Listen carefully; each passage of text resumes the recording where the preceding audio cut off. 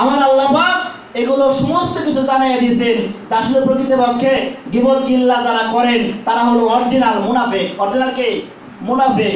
এখন আমাদের দরবারে যারা আছেন, এই দরবার থেকে বাইরে যায় যদি এই মুর্শিদ কেবলার বিরুদ্ধে কোনো খারাপ আচরণ, খারাপ কথাবার্তা, প্রচারণা করা হয়, এই লোকটাকে নিশ্চিত মুনাফিক আকারে ধরা যায় না? নিশ্চিত মুনাফিক আকারে ধরা যায়। কারণ মুর্শিদের সাথে মিশে কতক্ষণ বলেন তো ভাই? আপনারা যারা আসছেন এই দাওয়াত করলেই আসেন, কিন্তু এমনি এসে শেখার দরকার না? মুর্শিদ ডাকছে, মুর্শিদ বিধান করছে যে আমি আত্মার মুক্তি কিভাবে করা যায়, এর জন্য ডাকলাম। আমার দরবারের নাম আত্মার মুক্তি দরবার শরীফ। দরবার নাম আত্মার মুক্তি দরবার শরীফ। এই দরবার শরীফে আসলে আপনার যে মুক্ত আত্মাটা, এটা মুক্ত আত্মার অধিকারী হতে পারবেন। এখন আপনি পারবেন এই কথা মুর্শিদ কেবলা বললো, আপনি করবেন কিনা সেটা আপনার চেষ্টা। আপনার কি চেষ্টা করতে হবে না? আপনার আসতে হবে। মাহফিলে ডাকলেন, এক ঘোড়া ওয়াজ শুনে গেলেন, কি বুঝলেন, কি শুনলেন, কি জানলেন, এটা কখনো মসজিদের কাছে বোঝার জন্য নিরিবিলি কখনো বসছেন? আসলে প্রকৃতপক্ষে এখানে আসে কি আর যায় কি? এখানে আসে কি আর যায় কি? এই কথাটা তো আসলে জানি না। একটা মাত্র দেখি, অনুভব করি, সেটা বাতাস আসা যাওয়া করে, যেটা যায় আটকে যায়, তারপরেও মরা, বের হয়ে গেলে না ঢুকলেও মরা, ঠিক কিনা? তার আমার কর্মসারা। মুর্শিদ বলেন যে আসা যাওয়ার মাধ্যমে আমার আল্লাহ আসেন, রাসূল আসেন। কিছু সময় আল্লাহ রাসূল দুজনের মাঝখানে একটা অবস্থা তৈরি হয়, ওই সময় আপনি যাহা বলেন সেটাই হয়। এই সময়টা ঘন্টা চেনা দরকার না, আপনি যা বলবেন তাই হয়। আর একটা সময় আল্লাহ আপনার সঙ্গে থাকেন, একটা সময় রাসূল সঙ্গে থাকেন। তাহলে এই সময় কোন চেনা দরকার কিনা? কোন সময় আল্লাহ আসেন, কোন সময় রাসূল আসেন, আর কোন সময় আপনি নিজেই হয়ে যান, আপনি যাহা বলেন তাই হবে। এই সময়গুলো চিনে যদি বুঝে যদি আপনি চলেন, আপনার মৃত্যু কেমনি হয়, অপমৃত্যু জীবনও হবে না। আপনার অপমৃত্যু কেমনি হবে? অপমৃত্যু জীবনেও হবে না। মুর্শিদ বলে রাস্তা দেখে চলে বাজান। রাস্তা কিভাবে দেখবেন? এটা একটা কৌশল আছে না? সব কিছু দেখা যায়, ইশারা আঙ্গিতে বুঝে নিতে হয়, ঠিক কিনা? সব কিছু দেখা যায়, কিন্তু ইশারা জ্ঞান দিয়ে বুঝে নিতে হবে। জ্ঞান দিয়ে দেখতে হয় কিছু, চোখ খুদে দেখতে হয় কিছু, আর কিছু বিবেক বুদ্ধি দিয়ে দেখতে হয়, ঠিক কিনা? দেখার অনেকগুলো কৌশল আছে। যে আমরা চোখ খুঁজে যা দেখি, মুর্শিদ কেবলা বলেন জ্ঞান দিয়ে তার থেকে বেশি কিছু দেখা যায়। কিন্তু জ্ঞান এবং চক্ষুর অন্তরে আর একটা চক্ষু আছে, যেটা দ্বিতীয় নয়ন বলে, সেটা দিয়ে যা দেখি আর না দেখি সমস্ত কিছু দেখা যায়। বলে আলহামদুলিল্লাহ। এই চক্ষুটা আপনার অন্ধকার আচ্ছন্ন হয়ে আছে, ময়লা হয়ে আছে, আবরণ হয়ে আছে, এটাকে পরিষ্কার করতে হবে, পরিষ্কার ঘষা মাজা করতে হবে। আর ঘষা মাজার প্রথম মাধ্যম হলো মুর্শিদ কেবলার দিকে সুনজরে তাকায় থাকা। আর তাকায় থাকলে চোখের পাপ আস্তে আস্তে পড়ে যায়, এর উপরে ঈমান আনতে হবে। আর অন্য জায়গায় ঈমান আনলেই দুর্বলতা আছে। ডাইরেক্ট কথা বলে দিলাম, যেহেতু দরবারে মাহফিল আসছেন, দরবারে মাহফিল অনুযায়ী মাহফিল হতে হবে, ঠিক কিনা? দরবারে মাহফিল শরীয়তের মাহফিলের মতো হলে হবে না তো। শরীয়তের মাহফিল হবে, কালেকশন হবে। ওয়াজ করবে, মসজিদে দেন, মাদ্রাসায় দেন, অমুক জায়গায় দেন, তমুক জায়গায় দেন, এখানে দিলেই ভালো আর না দিলেই খারাপ। দিলে বেশ তো আপনার জন্য ওয়াজিব, কিন্তু সেই জানে না কি বেচতে যাবে, দুদুকে যাবে, ঠিক কিনা? বক্তা জানে কোথায় যাবে? বক্তা সাহেব কিন্তু নিজেই জানে না দুজনে জানে না বেচতে যাবে। কিন্তু ওয়াজ কিন্তু করতে করতে করতে করতে এক পর্যায়ে মঞ্চ থেকে দাঁড়ায় যায়, বলে নারায়ে তাকবীর মারহাবা, যারা 1 লক্ষ টাকা দিলেন আর 14 কোটি জান্নাতুল ফেরদাউস দিলাম। এর দায়িত্ব আল্লাহ পাক হয়তো ওই বক্তাকে দিয়েছিল। আলহামদুলিল্লাহ। মুর্শিদ কেবলা এরকম কোনো ওয়াজ করেন না, না করেন? করেন না। মুর্শিদ কেবলা কারো ভক্ত দিকে তাকায় থাকেন না, শুধুমাত্র ভক্ত এইগুলো বিধান নিয়ে সে সঠিকভাবে চলেন কিনা এটার জন্য সে আকাঙ্ক্ষা করেন, এবং প্রতিনিয়ত জায়গায় জায়গায় মাহফিল করেন, নিজের পরিশ্রমের টাকা খরচ করে মাহফিলে যান। এরকম হাজারো দেখছি, আমি মুর্শিদ কেবলাকে দেখছি নিজের 1000 টাকা খরচ করে ভক্তর বাড়ি পর্যন্ত যায় ওয়াজ করে চলে আসছেন ফ্রি, কোনো টাকা পয়সা আনেন নাই। এইরকম পিসাম না যে ভক্তের টাকা পয়সা খায়া তার এখানে করতে হবে কিছু। সে নিজে একজন কলামিস্ট, সে একজন লেখক, আধ্যাত্মিক এবং সুশিক্ষিত মুহাদ্দিস আল্লামা। তার কিন্তু টাকা পয়সার অভাব আল্লাহ পাক রাখবে না, কারণ এগুলোর মাধ্যমে আল্লাহ পাক চালায়, হালাল রুজির ব্যবস্থা আল্লাহ পাক করে দিয়েছেন। এর মাধ্যমে সে চায় যে প্রতি মাসে মাসে বছরে কয়েকটা মাহফিল দেন, এই মাহফিলের মধ্যে তার এই হালাল খানার মাধ্যমে আমাদের কিছু শরীক করান। আজকে যেমন মাহফিল, এই মাহফিলে সে শরীক হয়েছেন, এই মাহফিল থেকে যদি আপনি খানা খাই, আমার যে উপার্জিত সম্পদ এটার মধ্যে খুদ আছে, কিন্তু মুর্শিদ কেবলার সম্পদের মধ্যে কিঞ্চিত পরিমাণ খুদ নাই। বরঞ্চ কি হবে, আজকের এই তবারক হবে আপনার জন্য 40 দিন পর্যন্ত হালাল রক্ত উৎপাদন হবে। এই সেবা নেওয়ার জন্য আমরা আসছি। যারা নিয়ত আছে না, এই হালাল দরবারের হালাল তবারক খেয়ে আমার 40 দিন হবে রক্ত পবিত্র। আর পবিত্র রক্ত ছাড়া একটা ডাকও আল্লাহর দরবারে কবুল হবে না।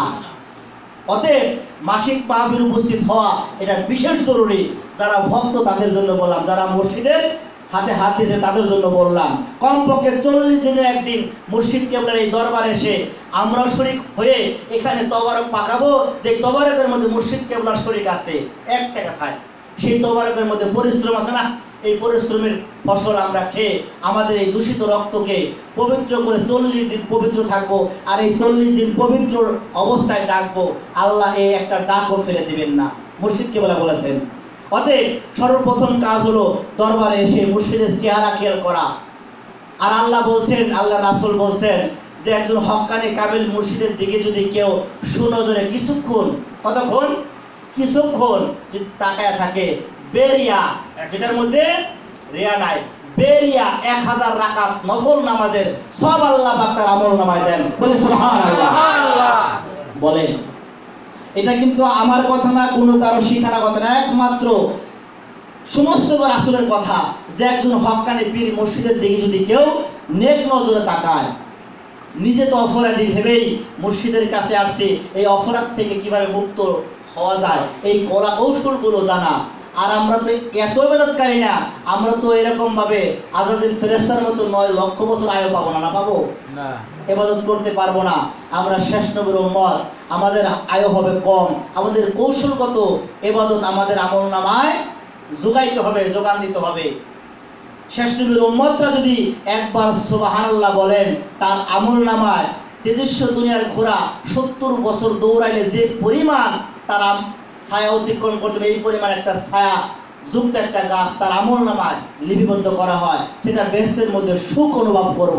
এখন আমাদের এগুলো বাকির কথা, নগদের কথা, যে আমি কিভাবে এই দুনিয়াতেও সুখে থাকবো এবং আমার এই দেহ থেকে জানটা বের হবে অনায়াসে, এটা একটা কৌশল।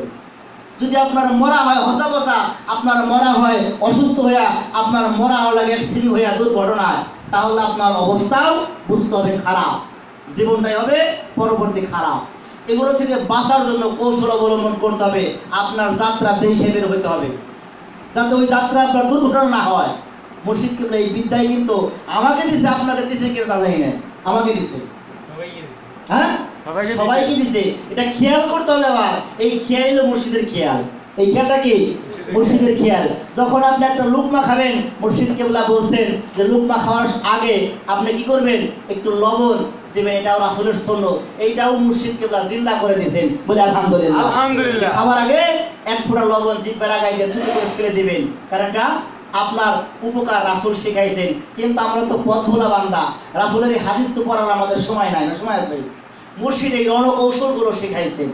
অতএব চলবেন ফিরবেন সকালে এবং বিকালে যে আমলগুলো দিয়েছেন, এই আমলগুলো যদি করে এবং চলতি অবস্থায় দিয়েছেন, এত সহজ করছেন যে চলতি অবস্থায় করতে পারবেন।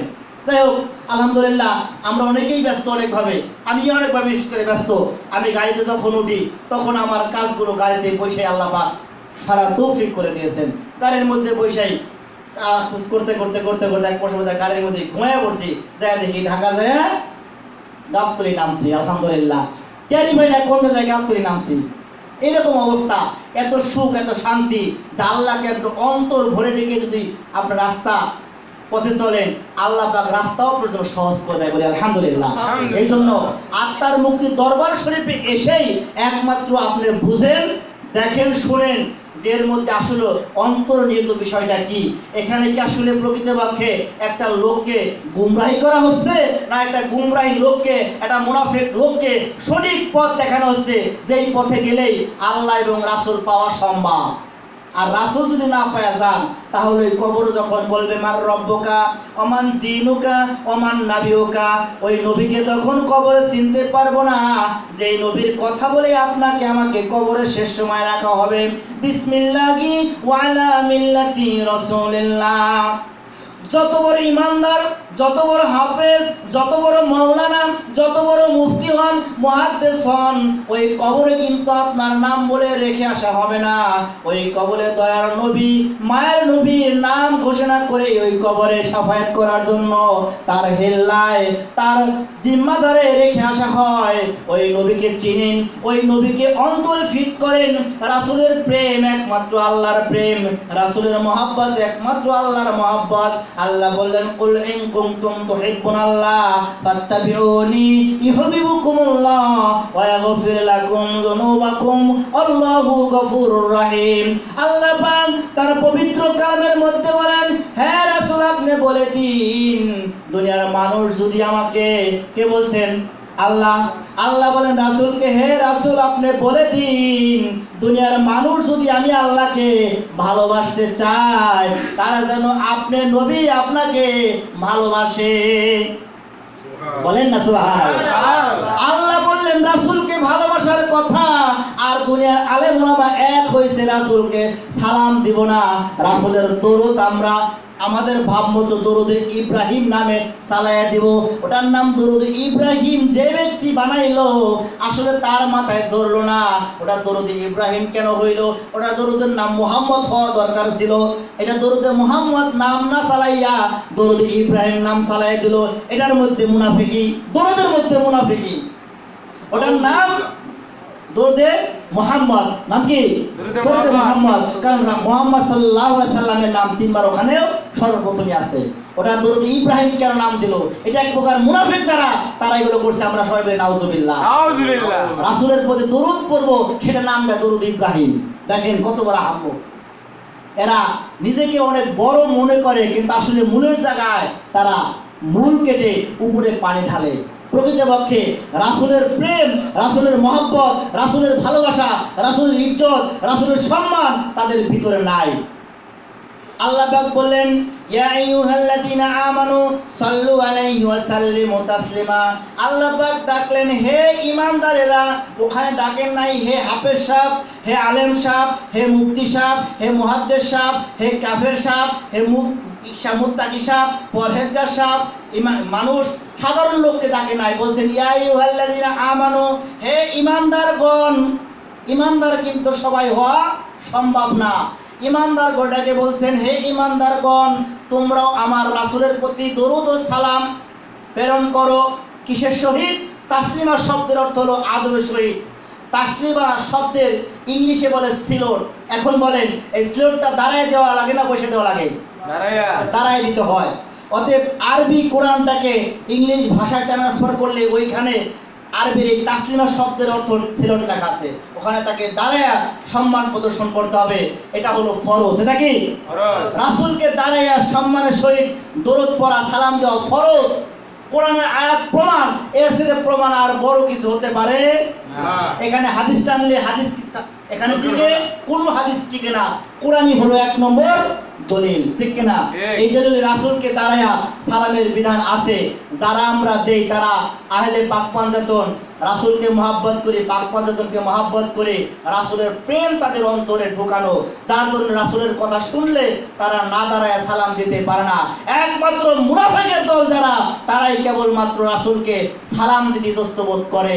রাসূলের আহলে পাক পাঞ্জাতনের কথা শুনলে তাদের গাও শিহরে ওঠে, লম্বকগুলো দাঁড়ায় যায়, তারা কতল করার জন্য ব্যস্ত হয়ে যায়। যেই রকম হাসান হুসাইন, মা ফাতেমা বেজ্জতি করছেন, হাসান হুসাইনকে বেজ্জতি করছেন, হযরত আলী রাদিয়াল্লাহু নামাজ অবস্থায় জব করছেন, এরা কিন্তু সেই দলের লোক, ঠিক কিনা?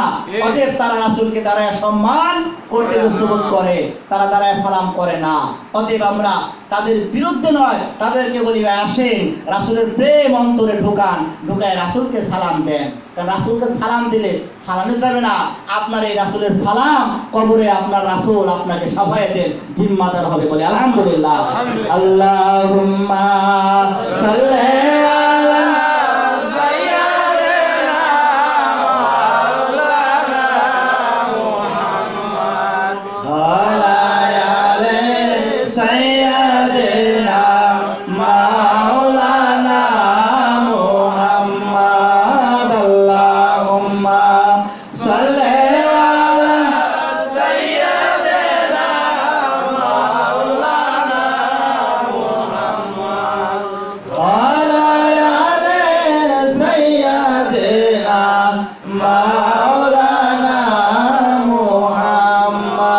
সর্বশেষ আমি যে কথাটি বলবো, আত্মার মুক্তি দরবার শরীফ হলো সুন্নত মোতাবেক, রাসূলের তরিকা মোতাবেক একটি সহি দরবার শরীফ।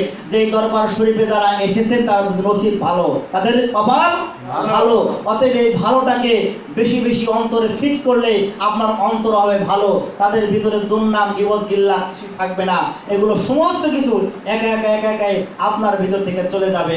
আপনার ভিতর থেকে অহংকার চলে যাবে, আপনার ভিতর থেকে সমস্ত গৌরব চলে যাবে। আপনার ভিতরে কোনো খারাপ বস্তু নামের খারাপ চিন্তা চেতনা সমস্ত কিছু একা একা দূর হয়ে যাবে, একমাত্র আল্লাহর জিকির ফিট করার কারণে। কি করার কারণে? আল্লাহর জিকির ফিট করার কারণে।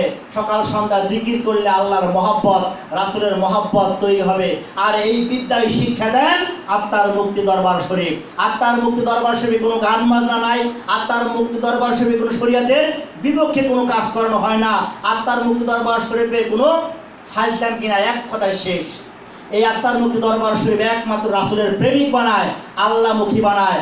আল্লাহ থেকে যারা বিমুখ হয়ে আছেন তাদের এই পথে আসার জন্য আমি আহ্বান করব।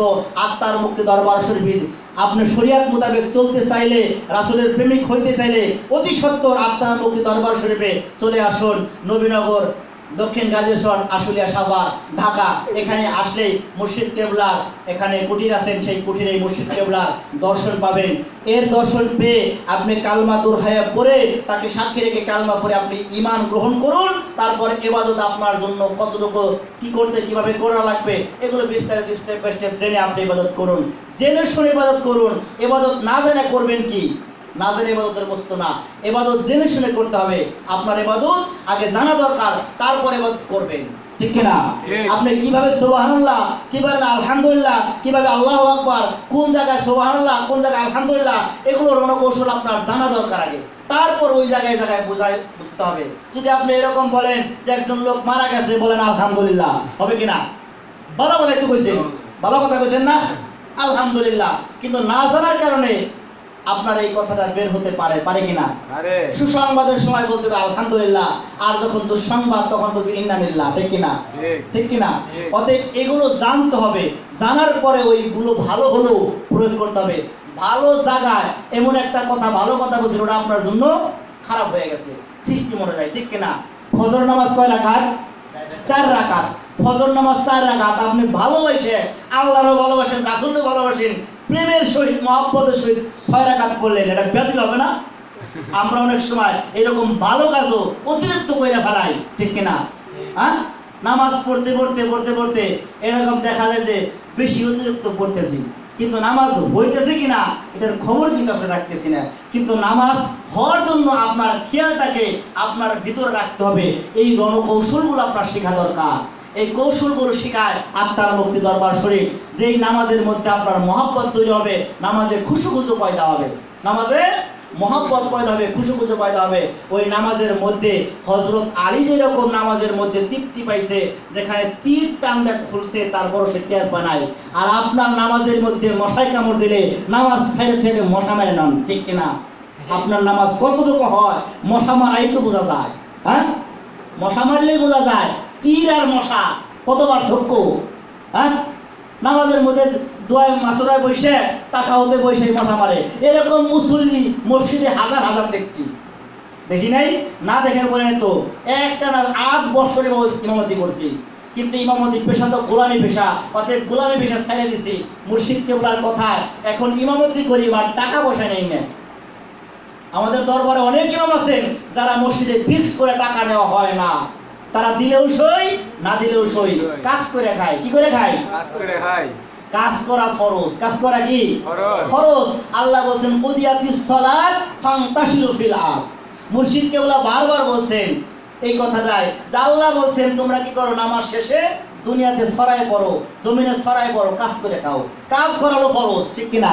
আর ইমামতি করে টাকা নেওয়া বেদাত। এই কথা কিন্তু ফতোয়া কোন ইমাম সাহেব দেবে না। ফিক্স করে টাকা নেওয়া বেদাত। ইমামতি করে ফিক্স টাকা নেওয়া বেদাত।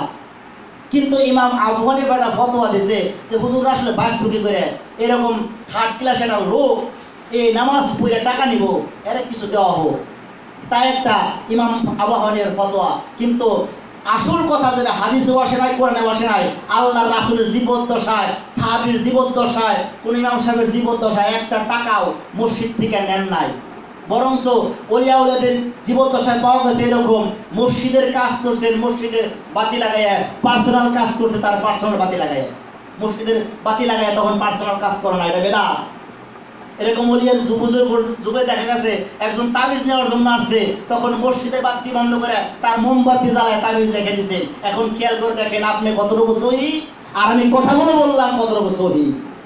বিচার করেন আপনি। এই বিচার করার জন্য আমার কাছে আসার দরকার নাই, আপনি ওখান থেকে বুঝে বুঝে বিচারগুলো পেয়ে যাবেন। আসলে প্রকৃতপক্ষে নিজে তো সহি না, এই জন্য কাউকে সহি মনে হয় না। নিজের ভিতরে দোষ তো সবাইকে দোষী মনে হয়। ভালো কথাও তিক্ত লাগে, কারণ আঘাত তো হ্যাঁছে আপনার রিজেকে, যে রিজেকটা তো হালাল না। যে হালাল না থাকার কারণে আপনার এই ভালো কথাও হালাল মনে হবে না, বলবে যে লোকটা মনে হয় ভ্রান্ত কথা বলছেন। ভ্রান্ত কথা বললে আমাদের ইমামতির পেশা এটাকে নষ্ট করার চেষ্টা করছে। ও মিয়া ভাই, ইমামতি পেশা নষ্ট করবো কেন? আপনার মহল্লা, আপনার মসজিদে ইমামতি করার না যায়, এই মহল্লায় ইমামের যোগ্য নাই। এখন পার্মানেন্ট ইমাম রাখারও কোনো দরকার নাই। মসজিদে মুসল্লির মধ্যে একজন পার্মানেন্ট হয়েই নামাজ পড়াই যথেষ্ট, ঠিক কিনা? হক কথা বলে দিলাম। এখন নামাজি সমস্ত এলাকায় 5 ওয়াক্ত 5 জায়গায় নামাজ পড়ার মতো যোগ্যতা এক একটা মসজিদে শত শত আছে না? অতএব পার্মানেন্ট ইমাম রাখার কোনো প্রয়োজন নাই। আমরাই যে কেউ আজান দিব, আমরাই ওখান থেকে 7 বছর করে একটা ব্যক্তিকে ইমামতি করাবো। অতএব টাকা দিয়ে গোলাম রাখার দরকার নাই। আর গোলামের পিছনে একটা দেখো মাকরু, কত শুনে যান, গোলামের পিছনে একটা করা কি মাকরু। অতএব গোলামের পিছনে নামাজ হবে না, না মাকরু হবে। কি হবে? মাকরু হবে। অতএব আমরা এই কাজ করব না। আমরা নির্ধারিত টাকা নিয়ে, বেতন নিয়ে যারা ইমামতি করে তাদের পিছনে আমরা একটু করব না। আমরা কি করব, যে এইরকম নির্ধারিত যেখানে নাই তাদের কম বেশি করে দেওয়া চলবো। কত মাসে 10,000 দিবেন আর কত মাসে 500 দিয়ে দেখবেন থাকে কিনা, ওইটা টাকা থাকবেন। আমাদের মানিকগঞ্জ একটা ইমাম সাহেব আছে, তাকে কত মাসে দেওয়া হয় 40,000 বেতন। কত? 40,000। আর কত মাসে দিচ্ছি 600 টাকা। পার্থক্য করে দেন, রেকর্ড করা তাও হাজিরা খাতা রেকর্ড করা আছে। 1 মাসে 40,000, 1 মাসে দিচ্ছি 600। কত মাসে? আমি নিজেও উঠে দিচ্ছি টাকা। এবং আমাদের আত্মার মুখ দরবার শরীফের সভাপতি বীর মুক্তিযোদ্ধা ডিএম শাহজাহান, উনি টাকা নিচে হাতটা উঠান, সমস্ত দোকান উঠান, বাজার মসজিদে সর্বশেষ টাকা হচ্ছে 600। ইমাম সাহেব 600টাই খুশি, আলহামদুলিল্লাহ। এই মাসের 600 সমস্যা কি? সমস্যা তো নাই, নির্ধারিত ইমাম না তো আমি, এর বেশি একটা করা যায়। অতএব আল্লাহ পাক রব্বুল ইজ্জত আমাদের সবাইকে এই ভুল থেকে ফিরে আসার তৌফিক দান করুক। আত্মার মুক্তি দরবার শরীফে এসে আপনার ঈমানটাকে ইসলাহ করার তৌফিক দান করুক। আমিন। ওয়া আখিরু দাওয়ানা আলহামদুলিল্লাহি রাব্বিল আলামিন। আসসালামু আলাইকুম ওয়া রাহমাতুল্লাহি ওয়া বারাকাতুহু।